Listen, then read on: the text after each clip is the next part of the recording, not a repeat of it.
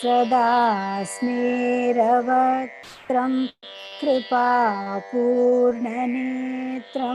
स्थिरं दीनमित्रं जनप्रीतिपात्रं सुविज्ञातशास्त्रं कषायाक्तवस्त्रं दयानन्दरूपं मदाचार्यमीडे परब्रह्मनिष्ठं स्वतो धर्मनिष्ठम् अहिंसैकनिष्ठं स्वशिष्यै सुजुष्टं यतीनां वरिष्ठं गुरूणां गरिष्ठं दयानन्दरूपं मदाचार्यमीडे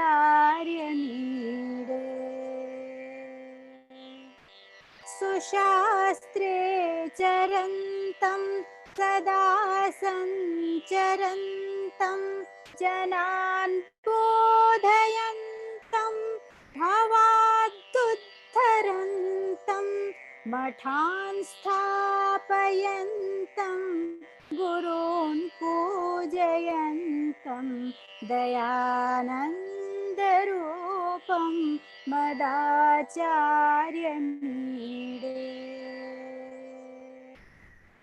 कलानां प्रचारं दधानं विनम्रं स्वयं ग्रन्थकारं सतां मानितारं नमत्तापहारं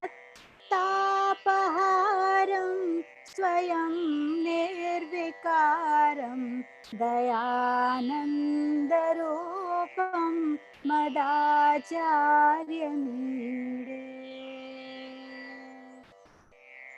सदा शान्तिमूर्तिं सदा शान्तिमूर्तिं सदा दान्तिमूर्तिं सदा सत्यमूर्तिं प्रमाणप्रवृत्तिं दिशन्तं सुकीर्तिं दयानन्दरूपं मदाचार्यमीडे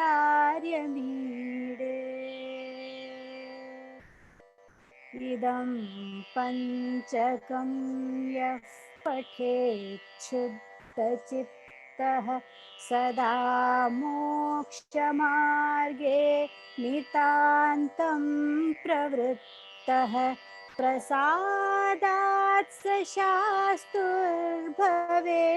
ज्ञानयुक्तः स जीवन्मृतो वा भवेन्नित्यमुक्तः दयानन्दरूपं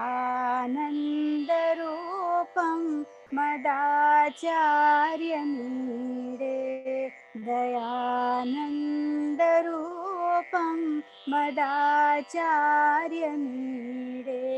दयानन्दरूपं मदाचार्यमीडे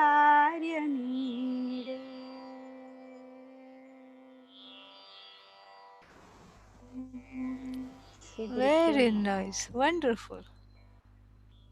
Awesome. Very, very wonderful. A song in praise of Swami Dayananda, composed by Swami Paramarthanandaji from Chennai. And lovely. Very, very fitting. Wonderful. Thank you. Om Swamiji. So, we'll have the final lecture today. Just talking about Nididhyasana and tying up everything together. It's called the gift wrapping session.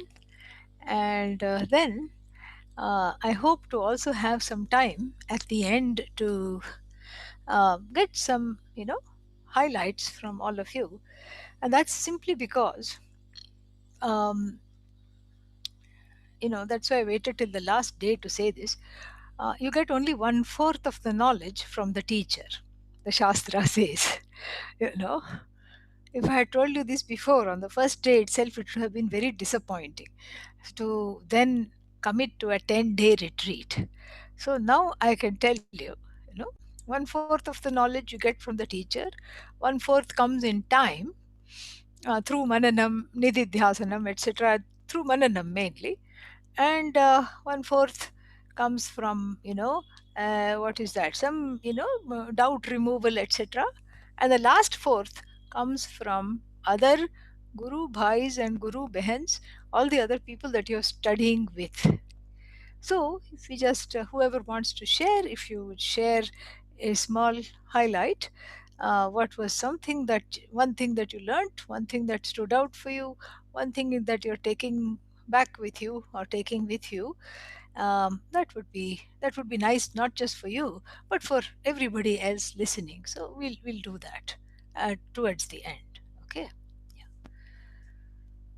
ॐ सहना भवतु सहनौ भुनक्तु सह वीर्यं करवावहै तेजस्विनावधीतमस्तु मा विद्विषावहै ॐ शान्तिः शान्तिः शान्तिः ॐ पूर्णमदः पूर्णमिदं पूर्णात् पूर्णमुदच्यते पूर्णस्य पूर्णमादाय पूर्णमेवावशिष्यते ॐ शान्तिः शान्तिः शान्तिः. So we saw Mananam, Pramanagata Samshaya, and Prameyagata Samshaya. There was a question from Ramagiri, which I was alerted to later. I think it was on YouTube or something, or I didn't see it. Maybe it was here. I was alerted to it later from the last session, saying, what about the question of experience and experiencing Brahman? Again within quotes, becomes kind of a block. And so, what about that? Well, that doesn't come under Mananam. It comes the whole question of experience, and and the roadblock called experience comes in the section on nididhyasana, which we are about to enter, and I will definitely address that. So we saw that doubts centered on why only knowledge is the means for removing um, self ignorance, doubts centered on myself as a fitting student of Vedanta, on oneself, doubts centered on what is the subject matter of Vedanta, why should Ishvara be known only through revelation, and why is only the Shruti the one to reveal? All this belong to what is called the department called Manana. These such kinds of doubts are very important to remove, because it's not that the knowledge doesn't take place. The knowledge definitely takes place, but the knowledge is like the sun, on a foggy day. You can't quite see the sun, even though the sun is upholding the fog. In fact, despite the fog, you see the sun. In fact, you see the fog because of the presence of the sun. But still, this is what the whole teaching is. And so that is what the understanding is. And so, now what do we do when we are confronted with this haziness, vagueness, etc.? That is where Mananam is prescribed. Like I said earlier, Mananam does not produce the knowledge. You don't gain anything except, a deeper clarity, perhaps, a deeper abidance, a deeper clarity, and a deeper commitment to um, to the knowledge, and a knowledge that is free of errors, etc. I think I need to drink a little water. Excuse me.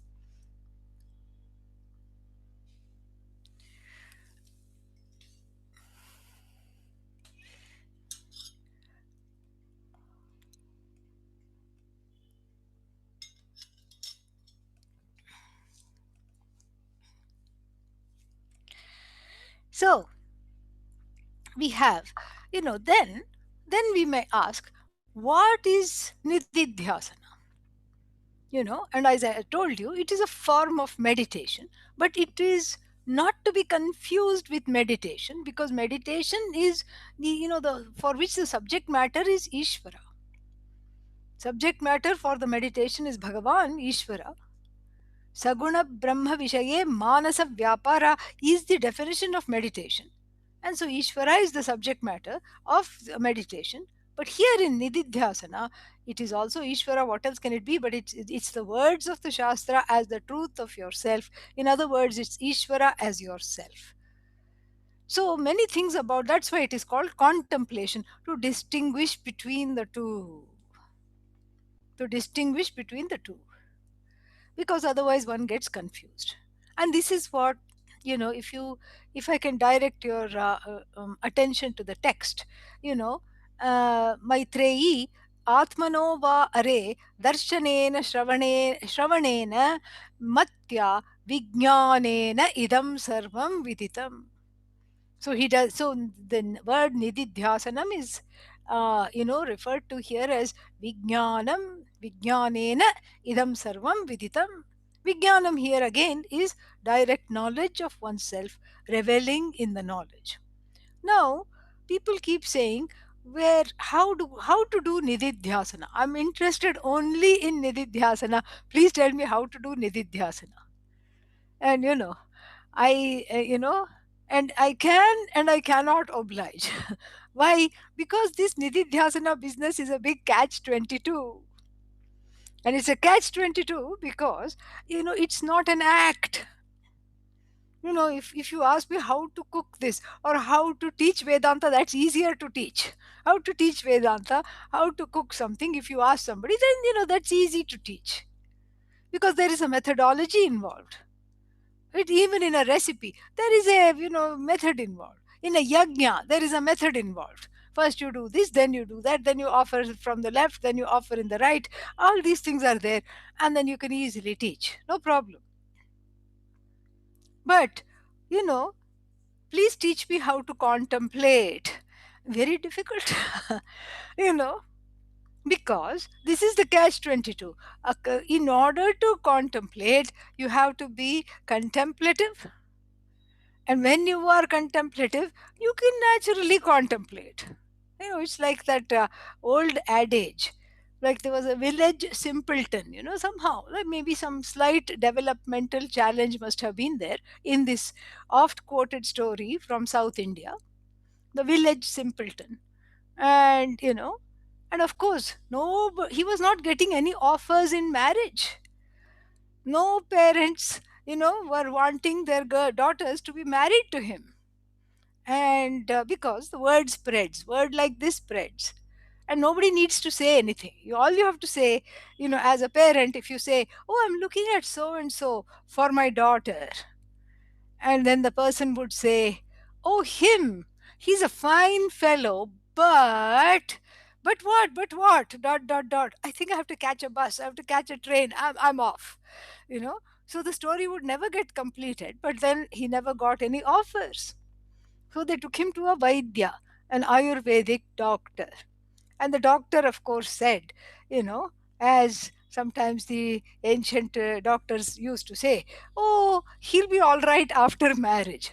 Poor woman, poor wife. We didn't think that. But, he just thought, oh, he's just, he must be immature, and marriage will give him the maturity, the emotional maturity. So he needs to get married. And then now this is the catch 22.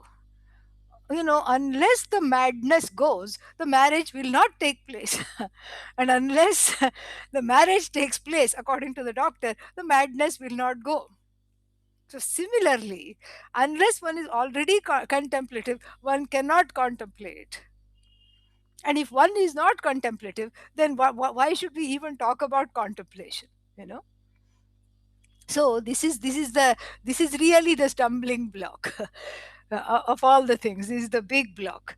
So so then what can we do? So before even we take up the topic of nididhyasana, we can discuss a little bit, sort of a segue from mananam, so to a kind of a landing point to cultivate the antahkarana, to prepare it for contemplation, and then we get the clues from, and this is something that our Sureshvaracharya also refers to, to this particular text, Gaudapadacharya's Vartika Karika on the Mandukya Upanishad. Mandukya Upanishad has been, heavily commented upon, and one of the oldest karikas, a kind of a commentary in verse. One of the oldest karikas is from the grand guru, Adi Shankara's guru, Govinda Pada. Adi Shankara's another name was Bhagavat Pada, and Bhagavat Pada's guru Govinda Pada. Govinda Pada's guru Gauda Pada. So, Gaudapada gives some kind of segues to contemplation. Layet sambodhayet chittam. How should the emotions be kept in check? So, to cultivate a mindset that is ready to go within and ready to stay with itself. The abidance in the self is the definition of contemplation. Contemplation is, the staying power of the antahkarana to be with itself and not need any other thing to entertain it, to prop it, to depend on it. This is what the whole thing is. And so Gaudapadacharya gives some tips. Layet sambodhayet chittam. So he takes the two often, often quoted blocks to achieving a meditative, contemplative state of mind. What is the first one? If you sit quietly and not do anything, what happens generally? Huh? Either you get restless, or you know you go into nirvikalpa samadhi instantly. Okay, so, and then some kind of, you some kind of, what's its name, you sing some, you can't call it singing, you start snoring. This is what happens. So this is something which is very important. Layet sambodhayet chittam. Because see, one doesn't know how to contemplate because one doesn't know how to relax. One is always a doer, doing, some more doing, some more doing. There is no being, there is only doing. And then you force yourself to sit quietly, and then a very interesting thing happens. Because you feel relaxed, but you don't know any other relaxation than sleep. So, sleep is the first thing to come when you relax. That's why Vedant, even the what is the most stubborn insomniac, the best remedy is not any kind of pills or potions or Ayurvedic, preparations or hot milk with turmeric. What is that called now? Turmeric latte. Now it is all over the West. This turmeric latte, you know and we knew that right from a long time ago. It's a 5,000-year-old remedy. Okay, so so all that you forget. That is all not this thing. You take the person who cannot sleep and make him or her sit in a Vedanta class. Sleep immediately will come. This is for sure. It's not that the class is boring. It's not that the teacher doesn't know what they're talking about. Or it's not that the student doesn't find the topic interesting. None of the above. It's just that Vedanta invites you to relax deep into yourself. In fact, the last 10 days, what you have been doing 2 hours a day minimum, and if you have been following the afternoon class 3 hours a day minimum, is that you have been enjoying a contemplative mind. If you have managed to ward off sleep and you're listening, this itself has become a sadhana. Every class is a meditation, every class is a preparation to gain a contemplative mind. So then one immediately goes to sleep. So Gaudapadacharya says, summon the mind, summon the chittam, summon this ahankara, etc., from the sleep. Sleep comes, but there are other people around you, and you tell them to wake you up in a live class. And then what else, so you wake yourself up, bring yourself back, get up, change the channel, wash your face, come back and listen, whatever it is you have to do to be present, jump up and down. So this is what is called layet sambodhayet chittam. So the first problem in what is that, in gaining a contemplative mind, is what is called laya. Laya means plugging out, laya means sleep. This is the first problem. And the second problem is, this also we know, if sleep doesn't come, what comes? Distraction comes. This is called vikshepa. Distraction is called vikshepa because it is another kind of a projection. You go into what is called manorajya, a kind of a daydream. Right in front of the teacher, you're sitting, and you go into a wonderful daydream. The eyes glaze over, and then you're now no longer present. You are somewhere else, and then you're thinking about something else. Some story the teacher said took you on a ride somewhere. This is vikshepa. Vikshiptam cha punah shamayet.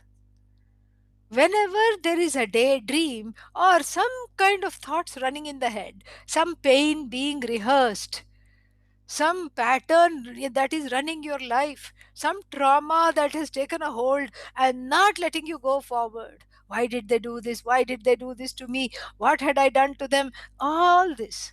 And needless self jabber, self talk, all this. Vikshiptam cha punaha shamayet, Gaudapadacharya says.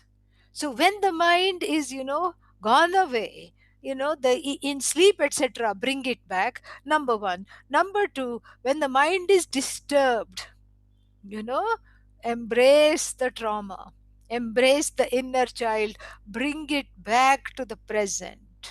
Bring it repeatedly back to the present. And Gaudapadacharya's, these two whatever pointers is not just for the, not just during meditation or during a formal session on contemplation. Gaudapadacharya's advice is 24/7. Throughout the day, do this. And that's how you cultivate contemplation. A very, very useful advice. Layet sambodhayet chittam vikshiptam cha shamayet punaha. Then he gives some more advice. Sakashayam vijaniyat. Know that the mind will be always having, the memory of some pain or trauma.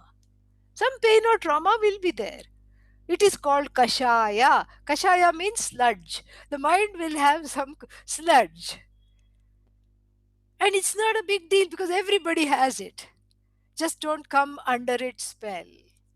The sludge consists of previous pain, unprocessed needs, unfulfillable desires, and sorrow, etc. All these things. Grief, fear, don't come under their spell. तयोर वशम न आगच्छेत रागद्वेषौ सर्वेषां बुद्धौ व्यवस्थितौ. In everyone's buddhi there are raga and dveshas, but please do not come under their spell. Bhagavad Gita says here also, you don't come under their spell. Sakashayam with vijaniyat. Know that the mind has the unconscious along with it. Nothing wrong with that. Sampraptva Na vichalayet. Na vichalayet means do not go and try to, you know, analyze it. Don't stir the unconscious mind. If you stir the unconscious mind, then it's not a very useful thing. Sometimes you need to take the time to stir it up. In like, for example, therapy is a good place. Or sometimes, you make a conscious decision to say, I'm going to look at this issue and write about it. You keep a journal, and that is a conscious working with it. You are still in the master's seat. But here, what Gaudapadacharya is asking us to not do is to make the pain and the trauma be in the driver's seat and run the script and run the narrative of your life. This is what the whole thing is. And so, therefore, what? Therefore, Sakashayam Vijaniyat. Know that the mind will have the unconscious with it. Nothing wrong. Sampraptva na vichalayet. Don't stir it up needlessly. Just don't give it the time of day. Like, you don't try to find out the origins of your shadow. Where were you? Be- were you born after me or before me? And how are you connected to me? It doesn't matter, because it is ultimately non existent. So if the shadow is non-existent, think about the unconscious. It is pratibhasika. It's your own, it's your own subjectivity. So don't stir up this subjectivity needlessly, unless you're actually having a session with it. You're sitting with it, you're writing about it, that's a different thing. And then sampraptva na vichalayet. And then, then he gives a very important directive. One more directive he gives, that when, the daydreaming and a kind of, going away on some kinds of vikshipta thoughts, all kinds of thoughts, is of two kinds. One is unpleasant trauma runs the show, and then sometimes you go into a pleasant daydream, and it starts off, innocently enough. You're walking by, you're taking a walk, you see a big mansion, and you say, oh, let's say I won the lottery and this mansion was mine. And then how would I arrange the rooms, and who all would I have over? Of course, in this reality, COVID is not there. I can have any number of people over, and no masks, nothing. I can just, have everybody over. And so let me see who all will be in the guest list. And then you peer over the mansion and you see a nice pool. Oh, I think I can have a poolside party. Let's see who all to invite, and let's see how to enjoy this time. you know if one were to do that, then, you may say, what is wrong? It is after all, life is so difficult, and I need a little bit of I need a little bit of room. Everything is so painful, everything is so sad, and then everything is so fearful, and then we are in the middle of a pandemic. What is it to you? And why do you, as the Vedanta teacher, have to come inside my mind and sit down and tell me what to not think? This is ridiculous. It's my daydream. And yes, I am a very committed student of Vedanta. You don't need to tell me that I shouldn't do this, because this is my free time.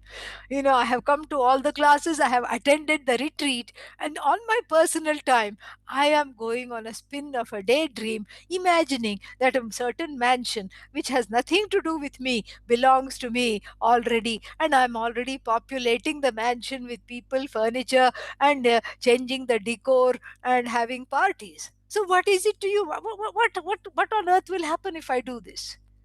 To which, Gaudapadacharya and all the other, writers of Vedanta, including Swami Vidyaranya in Panchadashi, they all say that manorajyam, or this pleasant daydreaming, is dangerous, because what happens is that these things, it stirs up the unconscious desires, and it stirs up ultimately, the discontent centered on the self.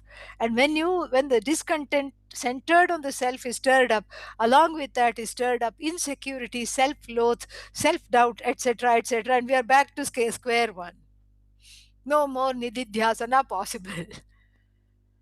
So therefore, Gaudapadacharya says, Naswadayet rasam tatra. Rasam means some kind of a pleasant memory or a longing that you encounter. And it's kind of pleasant to go inside this longing and pretend to see how to fulfill this longing. What are the ways I may use? When those ways are not realistic and they are all coming from the Pratibhasika, Gaudapadacharya says, Naswadayet rasam tatra. So, the bubbles of joy that may emerge from the unconscious, do not enjoy them, because there is a deeper place that can take you. They are not the self. And the bubbles of pain and sorrow that keep coming up during the day, do not go there either. That is also not the self. There is a deeper, I available. Deeper again, it's not that it's located somewhere, it doesn't, don't take it literally, metaphorically. You can go deeper, in this understanding. Because when you sit for meditation, so many things happen. Sometimes the body shakes, and then if you start quote unquote enjoying the shaking, then it's one is in trouble. Then in fact meditation should reveal the unshakable I. But then if you start shaking, then then that unshakable I is you are not able to connect to. Contemplation meditation should reveal that. Then I had I had an interesting experience. I went to the one of these parliament of what is that called, world religions. I was invited to do some teach something there, give a lecture. And then somebody approached me, a group approached me and said that our teachers, are you from India? I said yes. Our teachers were supposed to come, and they couldn't get the visa. This was in Barcelona, in Spain. And our teachers could not get a visa to Spain, and last minute they could not come, but all the devotees are here. Can you please lead a meditation session? I said, very happy to do that, I'd be honored.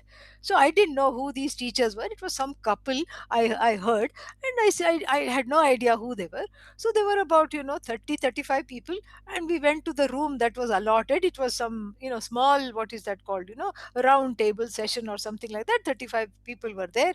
So we all sat down, and then I started to lead the guided meditation.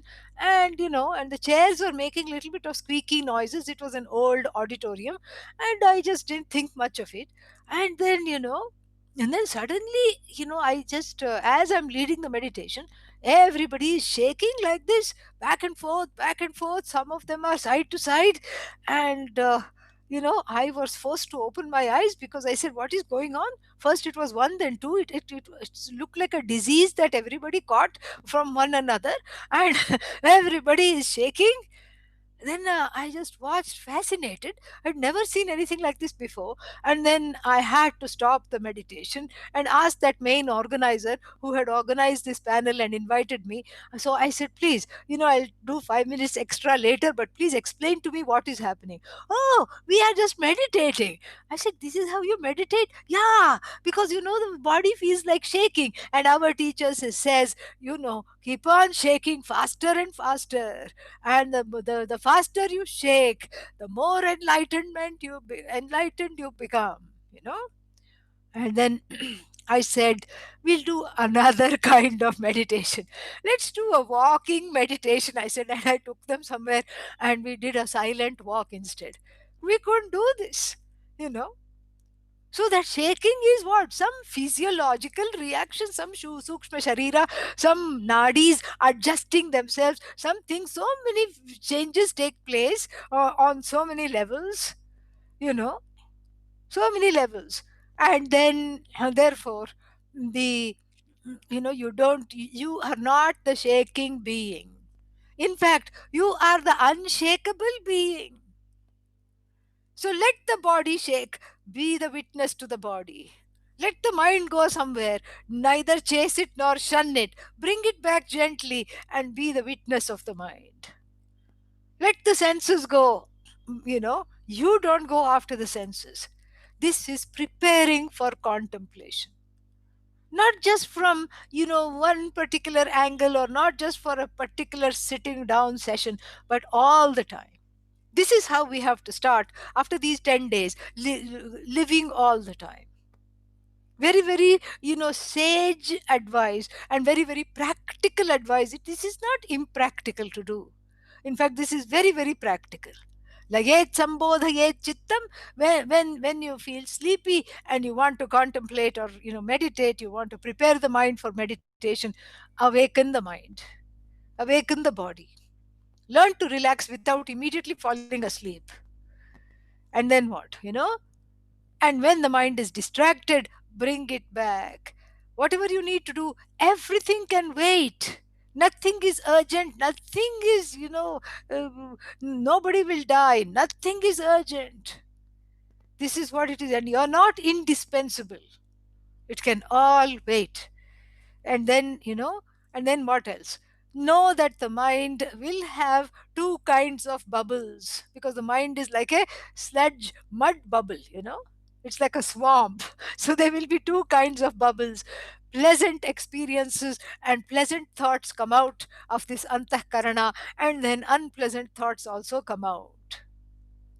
So when unpleasant thoughts come out, stop. Full stop. Put a stop. Full stop there. And then change the channel. Go do something and read something, watch something, and come back. And when pleasant thoughts bubble up, don't, start to enjoy them and get lost in them, and let them drive you. You be in the driver's seat. This is the way we learn to have a say over the ways of the mind. This is extremely important. This is the very important, what is that, segue, or the bridge to cultivating a contemplative mind. Then the next thing to do is, and then now the other, the other, what's its name, the other prep is to, um, have a particular attitude towards the universe that confronts you, starting with your body mind sense complex. Starting with your body mind sense complex, the whole universe, confronts you. You have to deal with it. You have to deal with your body, you have to deal with your mind, you have to deal with the senses, you have to deal with the whole world. It confronts you. And so you fine tune the way you deal with this thing called the world. Before Vedanta, what was this world? This world was something to be afraid of, a source of bhaya, a source of sorrow, a source of pain, because it was not understood. It's out to get me because it is different from me. Whatever is different from me is out to get me. Udaram antaram kurute athatasya bhayam bhavati. Taittiriya Upanishad. Even if you make a separation which is as thin as a razor's edge between you and another, you will have fear. You will be subject to fear, says the Taittiriya Upanishad. And so therefore what, so this is something which is very interesting, that you fine tune the attitude that you have towards the world after the study of Vedanta alone, because after the study, or during the study of Vedanta alone, you can desire to, you can desire to have a, what is that, a contemplative mind.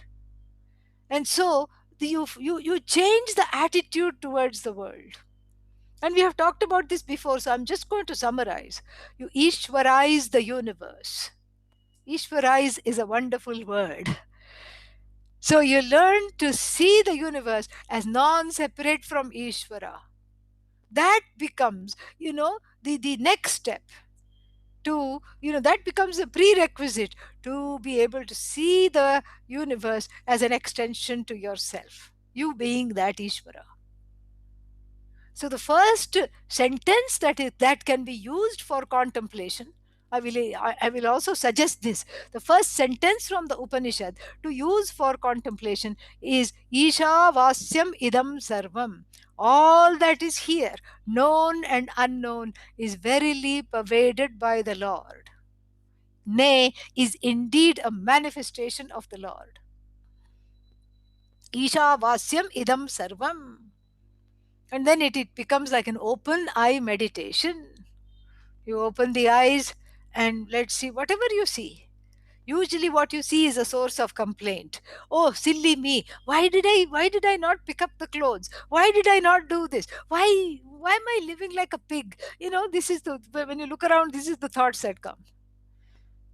So change that, clean up the room first and then say Isha Vasyam Idam Sarvam as you're cleaning up the room. You know, and somebody annoying, is in your life constantly, happens to be a family member, you know usually those are the people that annoy the most. Are the strangers, you don't find much annoyance because you deal with them barely and you don't know them very well. Somebody, an acquaintance, a stranger you encounter suddenly on the street, even if they behave in an annoying way, you can be objective. You don't go into the pratibhasika mode. You're still in the vyavaharika mode. If someone raves and rants, as you're walking, you meet somebody raving and ranting, and then, and, unkempt hair and not dressed very well, you come to certain objective conclusions. It's very likely an unfortunate, unfortunate situation. Perhaps a person who doesn't have a house, a permanent house, and perhaps someone who is not all fully there, some kind of a under the grip of some substance or some mental illness, something is going on, something is not right. Oh, poor thing, you can even have some sympathy, compassion. But what if that person is the significant other? What's wrong with you? How many times have I told you to not do this? You personalize it. So, Isha Vasyam Idam Sarvam, the first lesson in contemplation is the conscious exercise and learning to depersonalize depersonalize the, what is that, the situation, depersonalize the Jagat from oneself. Because depersonalization is the best diffusion. You diffuse a bomb, you clear out all the people, some landmine from World War II, even now they are finding. And in a schoolyard recently in Georgia, they found one landmine. So they evacuated all the children and the teachers and everything. And then they went and the bomb squad went and then uh, safely diffused the bomb, meaning rendered it safe, rendered it harmless. So like that you diffuse the personalization of the Jagat, where you can have a chip on the shoulder and feel yourself to be completely burdened, targeted, so, victimized relentlessly. This kind of an antakarana cannot yield itself to contemplation. So what do? You depersonalize the Jagat. And how to depersonalize it? See it as Ishvara. And if you see it as Ishvara, then, many things happen. First thing happens is that all the anger, the frustration, the victimhood is directed towards one person, Ishvara, rather than the whole Jagat. And that's why, you know, all the manifestations of the devatas in Hindu philosophy, whether in the Hindu tradition, whether they are on photographs or whether they're in the form of sculptures, they're all smiling slightly, smitahasa, you know and then they are smiling and they have their hand raised. I'm not here to get you, this is a blessing hand. This says, I'm going to give you, who have surrendered to me, the gift of Abhaya. May you never fear from anything, least of all myself. And Bhagavan becomes the altar that is Bhagavan. in your own desired form becomes an important therapist, a super therapist. It's wonderful. You say, you are an idiot for giving me this kind of karma. Bhagavan continues to smile and, and not blame. So what happens? All the kalmasha, the pains and the sorrows come out in the, they just all come out at the altar. That is why it's called altar, because it has the power to alter your antahkarana. That is why it is called altar. So the altar becomes a place to keep all the pains and emotions, the recalcitrant, difficult to deal emotions. What else do? You surrender them. How do you surrender them? You see them as a manifestation of Ishvara. You don't just Ishvarize the Jagat. The Jagat is not there. The Jagat starts here. You Ishvarize your own antahkarana. You Ishvarize the body. And you depersonalize the emotions by Ishvarizing the mind. You can see that it is not just you. Your pain is not just your own pain. It's part of a pattern. And then you say, given this childhood, that I feel this way right now, you can say this to yourself. Given this childhood and given how I feel just now, it is not surprising. It's not surprising that I feel this way, given all that I had to endure. When you acknowledge this to yourself, it doesn't become your own emotions. You are looking at a psychological order. The psychological order of the Lord is not for the faint hearted. It is a very, very deep thing. It's wonderful. And in this psychological order, everything is included: denial, anger, fear, sorrow, because it has a reason. That's why it's a law. It is infallible. It has a pattern. That's why it can be, psychology becomes a body of knowledge that can be studied. So all the whole gamut, the range of human emotions, you see it as a manifestation of Ishvara. And if anger is Ishvarized, then then it is, then you see it as, and then you are actually able to smile through the anger. You're able to say, oh, look at this. Look at how angry I'm getting. Look at this angry Ishvara coming out in me. And then now what? Now one is sad. In fact, you know what upholds the tears? Ananda upholds the tears. Everyone is actually sad Ananda. Really? you know, I had to introduce a Swami at another conference. And they said, can you please introduce him? I said, sure. What is his name? Sad Ananda. I said, I'm sure that's not correct. It was actually Sadananda. But it was what? Sad Ananda. Because American accent. This is Swami Sadananda. And so, you know, so everyone is a sad Ananda. Because it's the limitless I, that it is the joyful I, the limitless I that is upholding the sorrow. It's the Shanta Swarupa. It's the Shanta, a calm and a peaceful I that is upholding the anger, the tumult, the restlessness. So where is your emotion? Gone. You have given it to Ishvara. That's why at the foot of Lord Dakshinamurti there is a being. The collective unconscious and your own unconscious is included in that. All the emotions, all the pains, all the sorrows. It looks like a baby from a distance. But when you approach it, certain manifestations of Shiva have it. Nataraja has it. Lord Dakshinamurti has it. A small little being. You think it's a baby, but when you approach it, it's a truncated adult. It's an inner child. It's the inner child. It's a metaphoric representation of everyone's inner child. And what does the Lord do?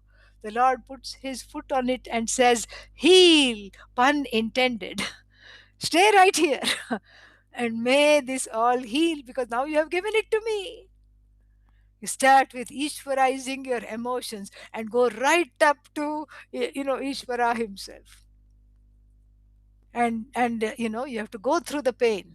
Work through the sorrow, work through the fears, work through the tears. Make it all into a prayer. And in the Hindu tradition, we have it. We can abuse Bhagavan and then get away by saying it is a prayer. You know, Sri Rudram has drape, andhasaspate. Drape means, oh, you dirty looking fellow. How dare you point your arrows at me? You bedraggled fellow. And you, Rudra, how can you be so mean towards me? And the prayer even says in the beginning, point your arrow towards that person. He or she has been really adharmic. I have been actually good. All this becomes prayer. What in other religious traditions is actually blasphemy is so comforting that in Vedanta, in the Hindu tradition, it is a prayer. So, prayer insulates you from the personalization of the Jagat and insulates you from needless sorrow. So, you have to become a bhakta.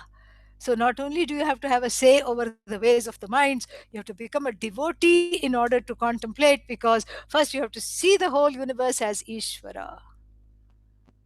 And then it's just a cakewalk, it's a walkover to see everything as an extension of yourself. मय्येवोदेति चिद्व्योम्नि जगद्गन्धर्वपत्तनम् अतोऽहं न कथं ब्रह्म सर्वज्ञं सर्वकारणम्. Mayi eva udeti. This is a beautiful verse from the Advaita Makaranda. Mayi eva udeti. In me alone rises. And who is this me? In me, the body. So rises means I'm having a gastric reflux. No, no, no. Not that kind of a rise. Me is not the body, not the mind. Chit Vyoman I am.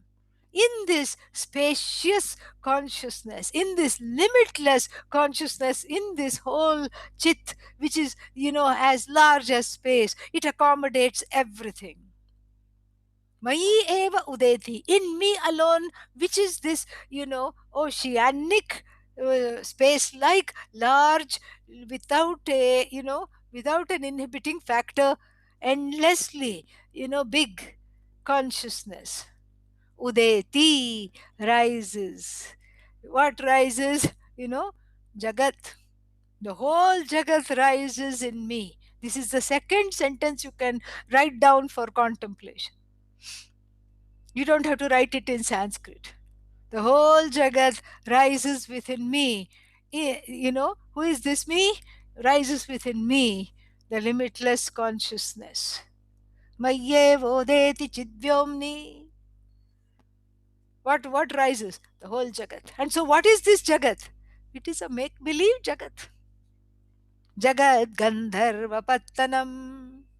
It is like a city made up of clouds. We talked about this earlier. A cloud city.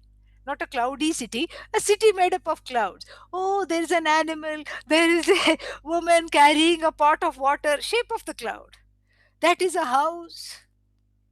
And this is this is a king, because this figure is big and has its arms out, has its hand outstretched holding a scepter.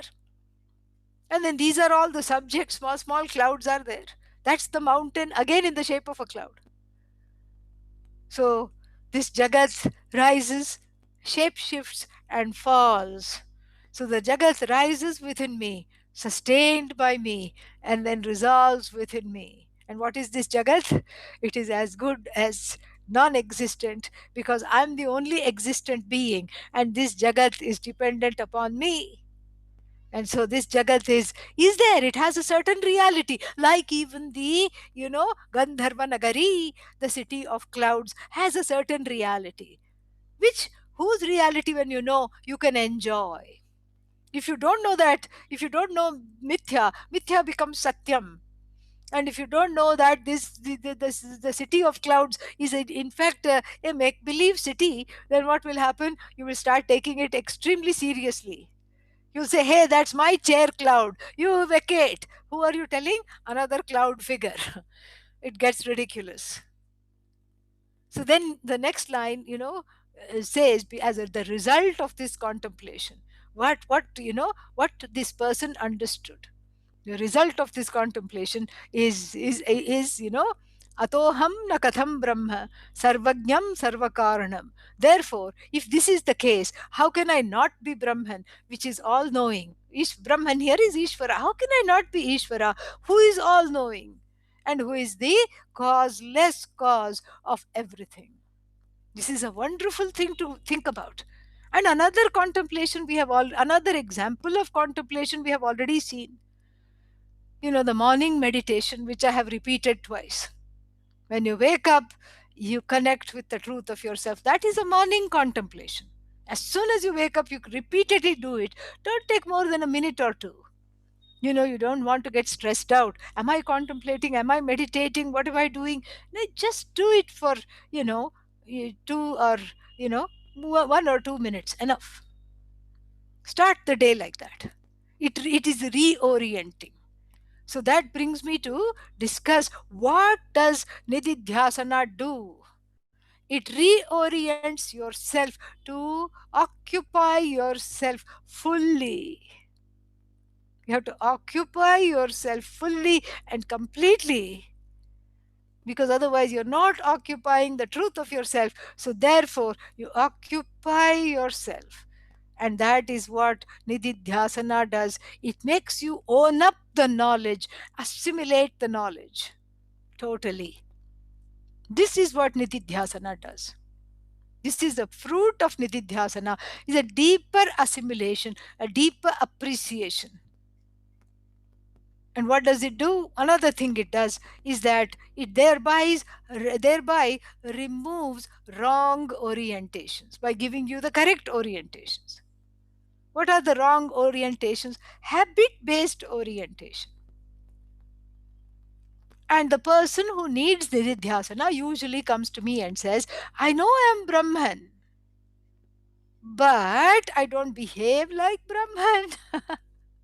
Brahman is calm all the time, so I don't behave like a Brahmavit, like a knower of Brahman. A Brahmavit should be calm, a Brahmavit should be non-reactive. And for me, everything is a red rag. Red rag? Red rag means in front of the bull. And actually the bull is colorblind, but somehow, the red is for the audience, I suppose, a very terribly pugnacious sport. But anyhow, that's where the saying red rag has come from. So it's an irritant, you know. So if you say this, it's an irritant. So therefore, the irritation is, anything becomes an irritation. And in the grip of the irritation, I lose, it's not that the knowledge is lost, but I lose its ownership, so to speak, temporarily. I'm not abiding in it deep enough and unshakably enough. So the second fruit of Nididhyasana is that deep, unshakable abidance. And that deep, unshakable abidance comes from, what is that? Removal of habitual orientation. When the more you live the Shastra, you eat the Shastra, you sleep the Shastra, you wake up with the Shastra, the more you immerse in it. The assimilation is all the deeper. Like these fried balls we have, which is a sweet dish, gulab jamun. So these balls are put in the hot oil of samsara, and they are saying, let me out, let me out, I'm frying, Guru, where are you? The Guru comes. What is the Guru?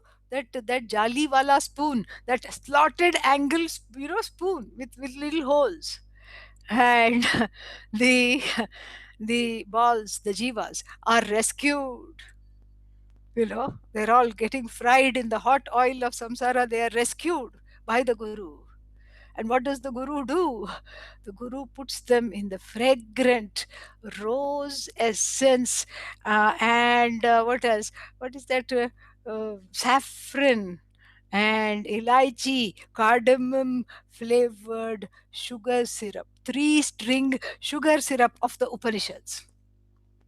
Stay, soak, In the beginning, they're still restless. They cannot believe that I'm immersed in this sweetness. They bob up and down. And if you try to eat a gulab jamun, as soon as you have dipped it, it will taste very bland, like samsara, you know. So you have to let it rest, you have to shut it up, you have to close the thing. And there's always a bunch of gulab jamuns. That's a cohort of students, okay? Yeah. Studying one Upanishad. Fragrant, delightful, thick, unguent, and absolutely sweet. And then what? You stay there, you immerse in it, you immerse in it, you immerse in it, you immerse in it. Don't ask for how long. Don't ever ask me that question, how long should I immerse? Because it's not a chore. Contemplation is not an act. Even Shravanam is not an act. If I tell you wash the dishes, you can say, how long should I wash the dishes? Do seva, do karma yoga, wash the dishes. How long? That's a valid question. But here it's not an act. How are you going to ask me how long? And it's not a painful, even if you think contemplation is an action, I have to, sit with myself or whatever, or I have to change my attitude and I'm not accustomed to it. And so even if you feel like that, it is not the same as being told to do something, because it's your very nature, you know. So you steep in the essence of the Upanishad, which you take on completely. And the Taittiriya Upanishad says, Raso Vaisaha Rasagrhyevayam Labdva Nandi Bhavati. Raso Vaisaha. Saha Atma. Rasaha Vai. It is very, very juicy. It is all full of its own essence. Sve Mahimni Tishtati. This is the fruit of Nididhyasana, is you abide in your own glory. Sve Mahimni Tishtati. And you abide in your own glory more and more and more. And the whole jagat is indeed like a city of clouds, may as well be a city of clouds, because you have no truck with the jagat. Let something come, let something go. You are full of yourself in the best way possible. You are filled with the delight of the eye, which is to be discovered, which is to be abided in. Otherwise, it's an orientation, it's a reorientation, where the eye is walked by you by the repeated internalization of the messages of the Shruti. Three examples which we have seen, practical examples that you can put in your everyday life. So, the repeated immersion in the Shruti gives you this reorientation, where the eye is walked from constantly identifying with its finitude, the body, the mind, the senses, the fears, the tears, and nobody loves me, and what am I doing, the doubt and despair. And the eye is walked over to Ishvara. This, nitidhyasana is reorienting. The shravanam walks over the eye, and nitidhyasana keeps it there. Keeps it there. It's just like, to give an example, it is like when let's say you got your house remodeled and some electrical wiring was changed. So when you first had the house, before the remodeling, you would open the front door, and the light switch was on the left side, the main switch to enter the house, the living room switch or whatever it is. And then now what happened? After the remodeling, the light switch was now kept to the other side, the right side. So the first few days, what will you do? you know, you know it. It's not that you don't know that the light switch is no longer there. You full well know it. You know it completely.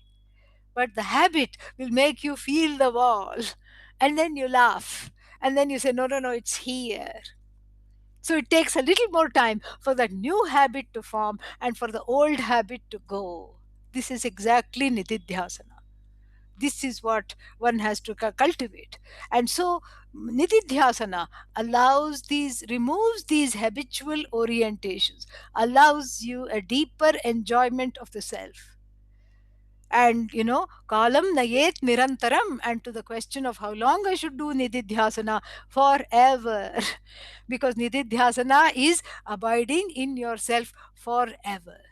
And this is what Maitreyi is given instruction, by Yagyavalkya. And he continues, he gives other examples, as I have told you before.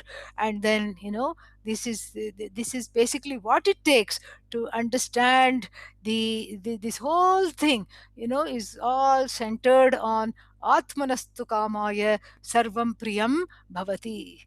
Everything is dear, everything is beloved, everything is there, just for everything matters only for the sake of yourself, for the sake of the self. And this self has to be protected, this self has to be nurtured, and this self has to be known. This self has to be free of all doubts, vagueness, and error. And my prayer is that your journey for in this self knowledge, regardless of wherever you are, you can have, you can enjoy this knowledge more and more. And may you be always be one with this knowledge. That is what the thing is. That is my prayer for you. And some of you asked for some what is that, some future possibilities where to study all these things. Some people asked, so I'm going to send a flyer. You can look at it. I did that before also, but many of you signed later, so that's why I will do it right now. Okay. So let me just see if I can do it from here again.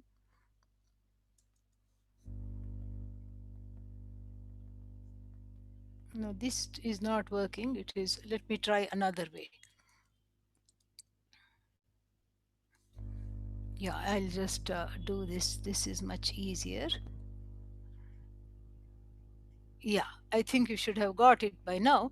And you can download that and see, and you can all you have to do is click where it says click for that. Contact details, no, you can have it, no problem. uh, yeah, so you can be in touch with me. So we will do that. We'll say the closing prayer, and I will answer. There are one or two questions, I will answer that. And then I will also like to hear from you, just a one sentence, what you are taking with you, what struck you, something that struck you the most, and what you are taking from this. Okay. There is one from Ramagiri here. Anubhava is not a pramana. Anubhava means experience. Experience is not a means of knowledge. That's true. And then, but it seems to be a stumbling block. Is anubhava experience or activity? Is nididhyasana anubhava? You know, ni- uh, uh, Anubhava is experience. Experience of what? Something. Purva smritam, something that you have already, had some, it's based on memory, and you recall it, or then you experience whatever is being experienced. And then, so is nididhyasana anubhava? No, nididhyasana is not anubhava. And the self being anubhuti swarupa, the self is the nature of the self is experiential at all times. You are sleeping. After, when you wake up, you are awake. You are angry, sad, hungry, etc. You are the witness of all kinds of emotions. And you are the witness of the body, the mind, everything, ahankara, etc. So nididhyasana is not a special experience of the self. Self knowledge cannot be a special experience, because that means it comes and it goes. Nididhyasana is abiding deeply in that self, free of all other props and accoutrements, such as chocolate cake onwards. Whether you talk of house, spouse, that's where the mind is always outwards and focused on objects. Nididhyasana is learning to focus on the subject and being there, on the subject as revealed by the Upanishads. Okay, yeah. So that is the question. And okay, one more question. So third query. So that means there must be second query. Let's see where there is. Somewhere it will be there. Let me scroll up. Yeah. In relation to meditation, you mentioned run away from negative thoughts. I didn't say run away. I said, bring the mind back. That's what it is. Next, don't get consumed by pleasing thoughts arising in the mind. Yes, turn away from both. You know, witness both. That is a better way to say that. Witness both. Witness the unpleasant thoughts without coming under their spell. Witness the unpleasant thoughts without coming under their spell either. um, yeah, thank you, Kirti. Yeah, I'm glad that you were there. Third query: Nididhyasana takes time to occupy in one's true nature. Can Mananam and Nididhyasanam coexist? Yes, all three can coexist. Shravanam, Mananam, Nididhyasanam can coexist. No problem. Please do that. Yeah. And, uh, you know, um, organizers, let us know. Arsha Vidya Gurukulam is in Saylorsburg, in what's its name, in USA. So I'm not sure how you will do that because there is a currency difference. But you are welcome to go to arshavidya.org website, and then find out how to do that. You could, there'll be a donate button or something. You can do that. I enjoyed Maitreyi saying, "Why should I be happy when you are passing it on?" Uh, yeah, yeah, very nice. The highlights are there. Yeah, I thought you will just say the highlights. Turn on your microphone and say the highlights. But that's okay. You have some of them have you have done that. So the rest of you can just turn on the mic because it'll save time typing, and you can just sort of say one thing that you're taking. You can do that. Namaste, Swaminiji. Lakshmi here. Yes, I can see you. Yeah. When you talked about the inner child, so that Yeah. is what struck me most in this Okay, whole. okay. Yeah. Very nice. Wonderful. Yeah. Yeah. Thank you. Namaskaram, Swaminiji. This is Shubha. Om. Yeah, when you explained the adhikaritvam of Maitreyi and her clarity in what she really wants, Yeah. and not wanting the worldly wealth and other things, and Yeah. that struck me the most, and that made me understand how a jnani Yajnavalkya became a guru to her. Yeah. Nice. Wonderful. Thank you, Swaminiji. Om.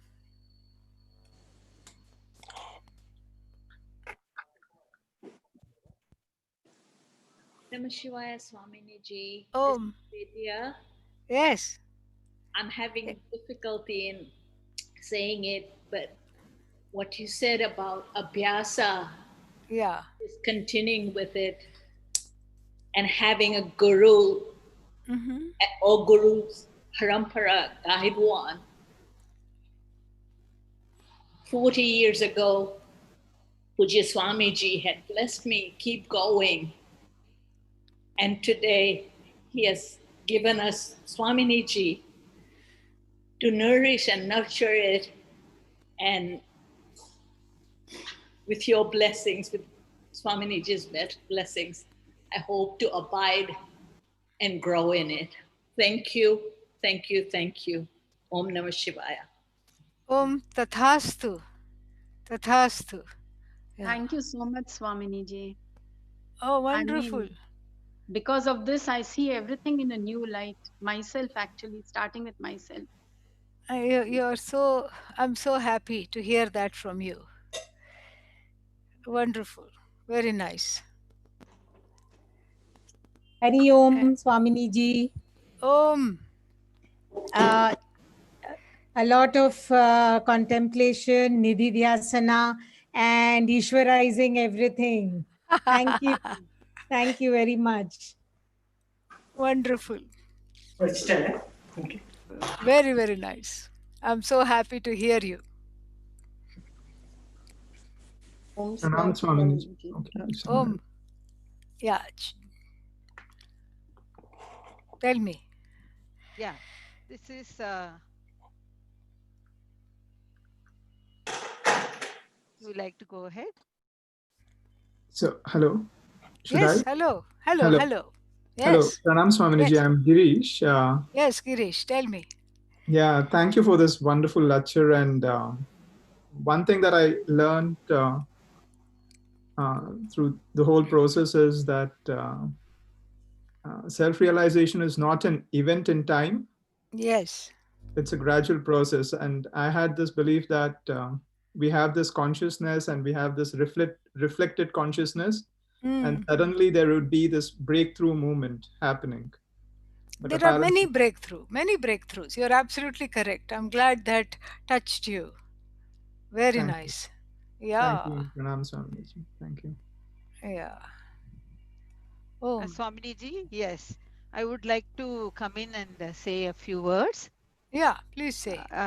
This is Muthulakshmi. I got the first chance to attend your online classes. Otherwise, I was always going through the YouTubes and all that. This is the first time I got an online class So nice. opportunity. Nice to meet you. Yeah, Nice to meet you. I really enjoyed. I took it as an yajna and finished it today. Yeah. And Swamini, I just want to tell you that the committed exposure to the teaching until the knowledge is clear. This is what you said. Correct. That has got into me. And mukhya Good. sadhanam to dismiss the lingering doubts is Shravanam. So I'm going to Awesome. try it. I'm going to actually Please try do. listening to your lectures 2-3 times so that I really can understand it very Awesome. well and I can focus it. Tathastu. Yes, Muthulakshmi from Bangalore. Very nice. Yes. Wonderful. So that only when Shravanam is inhibited, we have to go to Mananam. Yeah, exactly. So I want to really try very hard with the listening a lot of times. Yes. Yes. Thank you so much. Dhanyavasmi. Om. Namaste, Swaminiji. Namaste, Swaminiji from Atlanta. Yes, namaskar. We've enjoyed the 10 Boliye. days very, very much. Very much. It has brought a lot of inertness in me and what should I say? We know we have done classes with you before, but when you come like this in classes and when we attend it, it brings it back and brings us into and reminds us into so many things that we don't follow or do during the normal days. But this brought it all together. Yeah. It was so wonderful. Very nice. Thank you so much. We are so blessed to have you in our lives as our guru. So happy. So happy to hear from you. I'm glad you enjoyed it. Anybody else? Swaminiji, this is Narayan from Canada. It's so wonderful. It's words that I can not explain. I've taken several notes, but one thing for sure, you made such beautiful messages in the form of, great examples right through the sessions, full of laughter. And that made the messages all the more deeper impact. And I thank you very much. I can only be so grateful for having you in our life at this time of my life. It's a blessing to be with this knowledge. And I pray that this blessing is with you always. Thank you, Swamini. Yes. And very, very happy. You keep listening. That is all we want. Yeah. Keep listening. Thank you. And usually on the last day we have some kind of a prasada that we give out. And so I've sent you an e-prasada. You can download it. Okay. Yeah. An e-prasad. Yeah. So you can all download that. Yeah. Thank you, Swaminiji. Swaminiji, this is Sarah. Yes. I wanted to say that I found this amazing and also painful because I had to look at some things in myself that I didn't know were there. And I'm really glad that happened because I realized the things that I didn't like in other people were things that I didn't like in myself that I really had to face. So You thank spotted, you. you got it. Yes. Thank you. Yes. Thank you so much. It's a really a blessing for me. Om. Om. Nice to hear from you. Nice to see you. Namaste, Swaminiji. Namaste. Namaste, Monica. There's so much richness for me to contemplate. One is I appreciate being given more tools to work with the doubts that inhibit my continued learning. Thank you. Om. Swamiji? Yes. Can you hear me? This is Timur. I'm from Vienna. So first time joining and listening to you, and it was definitely very nice. I really enjoyed the intensity also because, you know, usually one gets maybe one class per day or something, but this 3 classes per day and all these things was really nice. Just keeps the, you know, the mind concentrated and constantly focusing. And the one, I mean, there were many, of course, many insights, but one really nice one I got more clear is about Ishwarizing. So I thought it was really nice that one can actually, especially really the inner stuff, the inner child stuff and all these things, if one really sees it as Ishvara, it makes it, let's say, acceptable. It makes it actually, it's one capable of accepting it, which I think makes it then easier to, you know, for it to kind of resolve, hopefully. Absolutely. And, Absolutely. yeah, so thank you very much. And one thing actually I want to say, this is a quote actually from another a friend who also is watching your classes, I think, on YouTube, and she said that you reminded her of Pujya Swamiji, you know. And I thought, yeah, it's true, because, you know, it's like humor and insight and kind of Vedanta, but kind of funny, but interesting, and all this together, you know. This was really and simple and at the same time, you know, clear. And so it was, yeah, just wanted to pass that on. Yeah, Well, so you know, it's just that, you know, he is such a blessing in my life. That's what it is. Yeah. It's really, I mean, he's a blessing in all our lives. For sure. No, it's the greatest blessing. It's all his grace, really. That's what, you know, drives the Gurukulam. That's what drives, you know, all of us. Yeah. And from my side, I want to say, you know, thank you to Sahadev and Chitra. You know how nicely they managed to give us bhajans before each and every class. I mean, who else has this privilege? You know, that was so amazing. And so thank you, Sahadev. Thank you, Chitra. And not just bhajans, they managed the whole thing, the streaming on the YouTube, doing all these things, you know, everything. Very, very wonderful. And you just, you know, held it all together and kept it going. So thanks to them. So big claps. Thank you, Swamiji. It's been a pleasure and it's a blessing. Thank you. Wonderful. Anything else? Anybody else who would like to say anything? Namaste, Swaminiji. Thank you. Thank you. Geeta from USA, New Jersey. Aha. I was in your camp many years ago. Oh, yes. I remember. Gurukulam. Wonderful. Yeah. Feeling blessed to be in these 10 days. It's so nice. And I can hear Pujya Swamiji in between, and Ishvara Shraddha is like getting very firm, and it's helping that for the growth. Good. Excellent.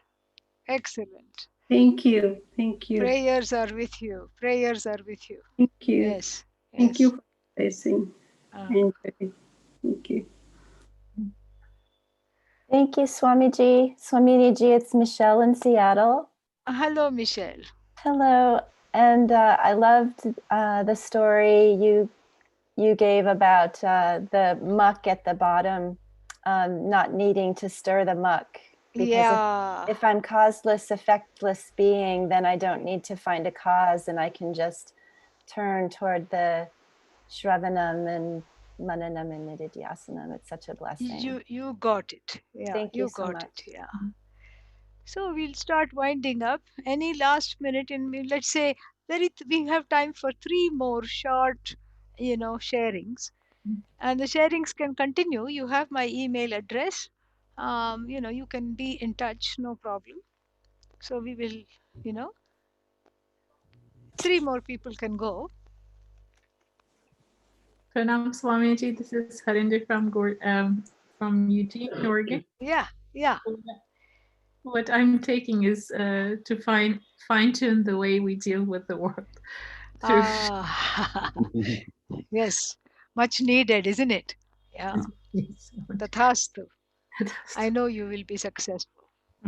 Pranam Swamiji, this is Gordon in Eugene, and I'm taking away the practical way of Ishwarizing everything in your day. It's important at the end of one of these classes to get the next step to go on to your life and bring all the things, bring Swamiji's presence with us into our daily lives and make it part of our practice. So Ishwarizing everything that occurs to us is absolutely my takeaway. Thank Wonderful. you. Swamiji, namaste. Yes. I mean, my mic was a little bad, but anyway, I tell you, it was a really aha moment for me all through these 10 days. Good.